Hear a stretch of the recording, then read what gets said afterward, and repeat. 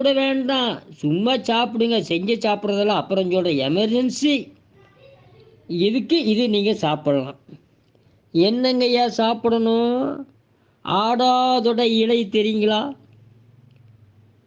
ஆடாதொடை ஆமாங்கய்யா கேள்விப்பட்டிருக்கிறேன். நாளைக்கு எப்படியோ கண்டுபிடிச்சிடுறேங்கய்யா. அந்த ஆடாதுடைய இலைய கொண்டு வர்றீங்க. ஒரு 5 இலை.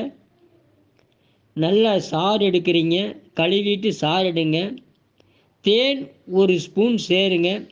ஆடாதொடை இலைச்சாறு 1 ஸ்பூனுன்னா தேன் 1 ஸ்பூன். அதுவும் கொம்பு தேனா இருந்தா நல்லா கேட்குங்க ஐயா.